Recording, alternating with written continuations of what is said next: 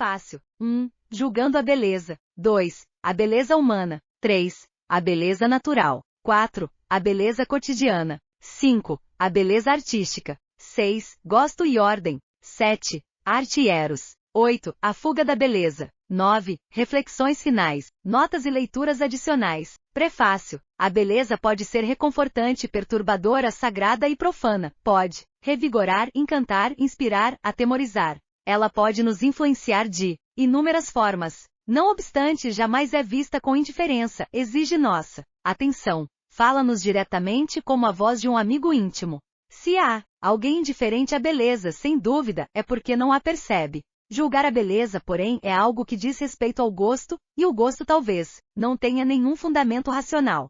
Se for esse o caso, como explicar o lugar elevado que conferimos à beleza em nossas vidas? E por quê? Deveríamos lamentar o fato, se realmente se tratar de um fato de a beleza estar desaparecendo de nosso mundo? Além disso, estariam mesmo certos os escritores e artistas que vêm insinuando desde Baudelaire e Nietzsche que o belo e o bom podem divergir, de modo que algo pode ser belo em sua imoralidade. Ademais, visto que é da natureza dos gostos diferir, como padrão estabelecido pelo gosto de alguém pode ser utilizado para julgar o gosto de outrem, de que modo podemos alegar que determinado tipo de música é superior ou inferior a outro, quando os juízos comparativos só refletem o gosto daquele que os profere? Esse relativismo tão popular levou alguns a desprezarem os juízos de beleza por serem eles algo meramente subjetivo. Gosto nenhum pode ser criticado, dizem, porque criticar determinado gosto nada mais é que dar voz a outro. Desse modo, nada há a ser aprendido ou ensinado que possa receber o nome de crítica. Essa postura colocou em xeque muitas das tradicionais disciplinas das ciências humanas. Livres do rigor do juízo estético, os estudos da arte, música, literatura e arquitetura não parecem mais ancorados na tradição e na técnica que faziam nossos antepassados declararem-nos cruciais ao currículo. Daí a atual crise das humanidades, haveria motivo para estudarmos a herança de nossa arte e cultura numa época em que o julgamento de sua beleza não possui nenhum fundamento racional? Ou, então, caso a estudemos, não deveríamos fazê-lo ceticamente no intuito de questionar suas pretensões à autoridade objetiva e de desconstruir sua postura transcendente? Quando o Prêmio Turner, instituído em homenagem ao maior pintor da história da Inglaterra, é entregue a mais uma série de efêmeras chistosas, não deveríamos notar que não existe aí mais padrão nenhum, que apenas a moda dita quem será e não será premiado, que é inútil buscar princípios objetivos que rejam o gosto ou um conceito público de beleza? Muitas pessoas respondem positivamente a essas perguntas, renunciando assim à tentativa de criticar tanto o gosto como as motivações dos jurados da premiação. Neste livro, afirmo que essas convicções céticas acerca da beleza são injustificáveis.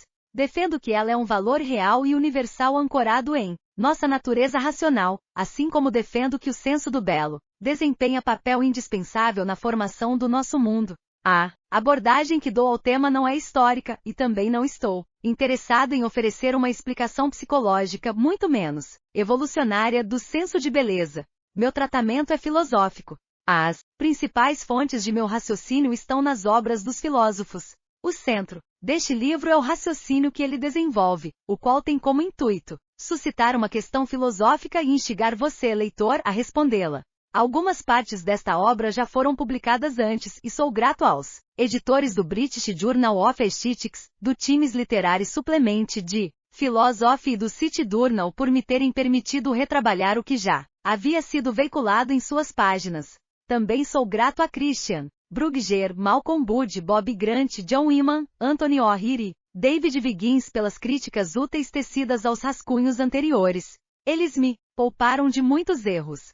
Peço desculpas por aqueles que permanecem. Todos estes são de minha inteira responsabilidade. R.S. Sperryville, Virgínia, maio de 2008. 1. Julgando a beleza. Percebemos a beleza em objetos concretos e ideias abstratas, em obras da natureza e em obras de arte, em coisas, animais e pessoas, em objetos, qualidades e ações. À medida que a lista aumenta e passa a abarcar praticamente toda a categoria ontológica, existem proposições belas, mundos belos, evidências belas e lesmas belas, quiçá até doenças e mortes belas. Torna-se claro que não estamos descrevendo propriedades como forma, tamanho ou cor, as quais se fazem indiscutivelmente presentes a todos os que vivem no mundo físico.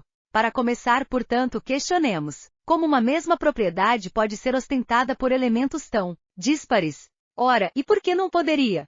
Afinal, julgamos obscuras canções, paisagens, estados de espírito, odores e almas. Isso não ilustraria como determinada propriedade pode existir sob categorias diversas? A resposta é não. Embora faça sentido afirmar que tudo isso pode ser obscuro, essa escuridão não é a mesma que a do meu casaco. Ao declararmos que vários tipos de coisas são obscuros, estamos usando uma metáfora cujo entendimento exige um salto da imaginação. As metáforas estabelecem conexões que não estão contidas na trama da realidade, mas são criadas por nossa própria capacidade associativa. O que importa quanto à metáfora não é a propriedade que ela representa, e sim que experiência ela sugere. No entanto, em nenhum de seus empregos convencionais belo é utilizado metaforicamente, ainda que abarque, como muitas metáforas, objetos de diversas categorias. Por que então dizemos que são belas as coisas? O que queremos dizer quando fazemos e que estado de espírito nosso juízo comunica? O verdadeiro, o bom e o belo. Existe uma ideia encantadora sobre a beleza que remete a Platão e Plotino e que foi incorporada ao pensamento teológico cristão. Segundo ela, a beleza é um valor supremo que buscamos por si só, sem ser necessário fornecermos qualquer motivo ulterior. Desse modo, a beleza deve ser comparada à verdade e à bondade, integrando um trio de valores supremos, que justifica nossas inclinações racionais. Por que acreditar em P? Porque P é verdadeiro. Por que desejar X? Porque X é bom. Por que contemplar Y? Porque Y é belo. De certo modo, declararam esses filósofos, tais respostas estão no mesmo plano. Cada qual traz um estado de espírito ao âmbito da razão, vinculando-a a algo que nós, sendo seres racionais, buscamos. Naturalmente, aquele que pergunta por que acreditar no que é verdadeiro, ou por que desejar o que é bom, foi incapaz de compreender a natureza do raciocínio. Ele não percebe que, para justificarmos nossas crenças e desejos, nossa razão deve estar ancorada no verdadeiro e no bom. O mesmo então se aplicaria à beleza? Se alguém me pergunta por quê me interesso por X porque X é belo, seria uma resposta definitiva, isto é, uma resposta imune a qualquer contra-argumento, a exemplo de um porque é bom e um porque é verdadeiro. Afirmar que sim é negligenciar a natureza subversiva da beleza. Alguém que se veja encantado por determinado mito pode se sentir tentado a crer nele. Nesse caso, a beleza é inimiga da verdade. Confronte com Píndaro, primeira ode olímpica. A beleza que dá ao mito aceitação, faz do incrível crível.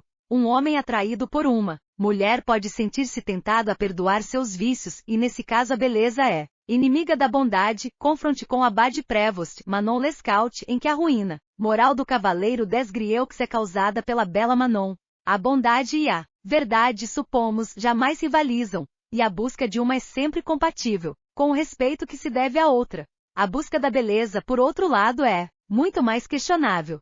De Kierkegaard a Wilde, o estilo de vida estético no qual a beleza é almejada como valor supremo tem sido contraposto à vida virtuosa.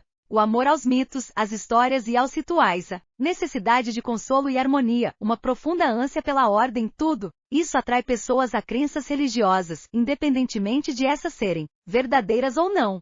Tanto a prosa de Flaubert como a imagística de Baudelaire, as harmonias de Wagner e as formas sensuais de Canova foram acusadas de imoralidade por aqueles que acreditavam que tais artistas retratavam a perversidade de modo sedutor. Não precisamos concordar com tais juízos para reconhecermos o que eles indicam.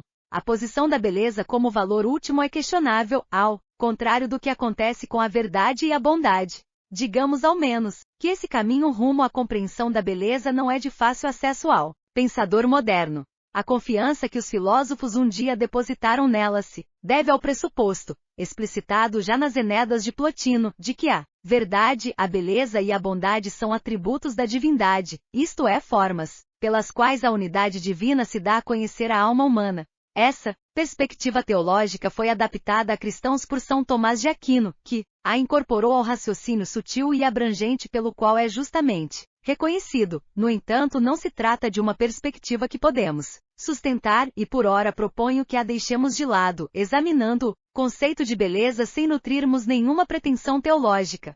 A visão do próprio São Tomás, ao mesmo tempo de nada vale uma vez, que toca em uma profunda dificuldade da filosofia da beleza. Ele via a beleza, a bondade e a unidade como transcendentais traços da realidade, que todas as coisas possuem, visto serem elas aspectos do ser, isto é, formas, pelas quais o dom supremo da existência se manifesta ao entendimento.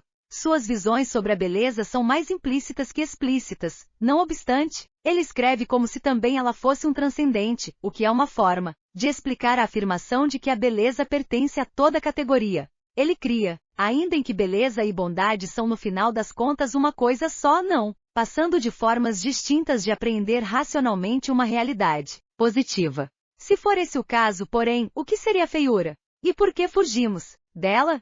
Como poderiam existir belezas perigosas, belezas corruptoras, belezas imorais? Ou então, caso essas sejam impossíveis, por que isso acontece? E o que nos leva a pensar o contrário?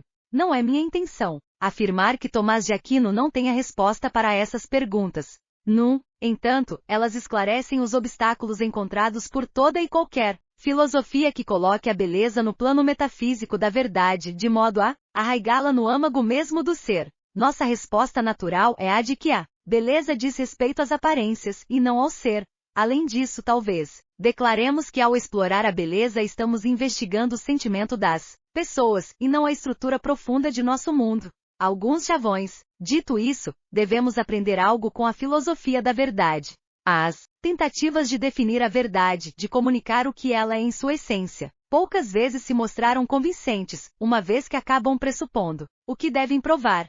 Como seria possível definir a verdade sem pressupor a distinção entre uma definição verdadeira e uma definição falsa? Diante desse problema, os filósofos sugeriram que a teoria da verdade deve conformar-se a certos chavões lógicos, os quais, por mais inócuos que possam parecer a olhos não teóricos, servem como teste definitivo para qualquer teoria filosófica. Temos, por exemplo, o chavão se a frase S é verdadeira também o é a frase 5 é verdadeira, e vice-versa. Há os chavões que afirmam que uma verdade não pode contradizer outra, que as asserções almejam a verdade, que nossas asserções não são verdadeiras, apenas porque afirmamos sê-lo. Os filósofos afirmam coisas aparentemente profundas quanto à verdade.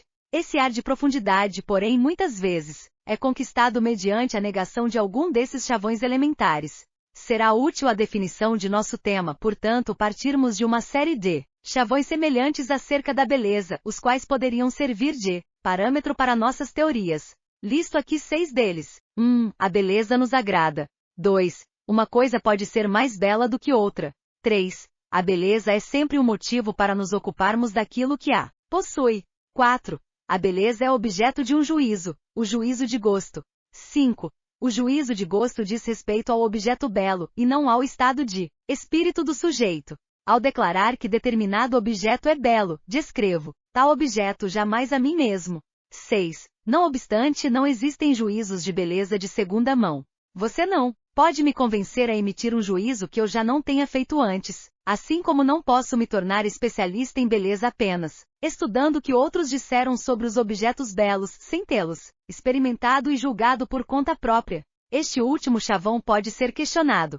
Eu poderia muito bem confiar num crítico musical cuja leitura das obras e de suas interpretações é por mim encarada como um evangelho. Isso não seria o mesmo que pautar minhas crenças científicas segundo a opinião dos especialistas ou então minhas crenças legais segundo os julgamentos dos tribunais? A resposta é não. Quando deposito minha confiança num crítico, tudo o que faço é condescender a seu juízo, ainda que eu não tenha opinião própria. Meu juízo propriamente dito só se dá quando relacionado com minha experiência. É apenas depois de ter ouvido a obra, no momento da avaliação, que a opinião que tomei de empréstimo pode de fato se tornar um juízo meu. Daí o humor deste diálogo que Jane Austen constrói em Emma. Segundo dizes, então, o Sr. Dixon não é assim tão belo. Belo? Não, longe disso. E comum, sem dúvida. Eu lhe disse que era comum. Você me havia dito, querida, que a sorta Campbell não o deixaria ser comum e que você mesma. Quanto a mim, de nada vale meu julgamento. Quando nutro grande estima, a pessoa me é sempre vistosa. Se o chamo de simples, o que expresso é a opinião geral. Neste diálogo, Jane Fairfax, a segunda a falar, está ignorando sua experiência do aspecto do Sr. Dixon. Assim, quando declara simples, o que faz não é emitir um juízo próprio, mas comunicar o julgamento de outros.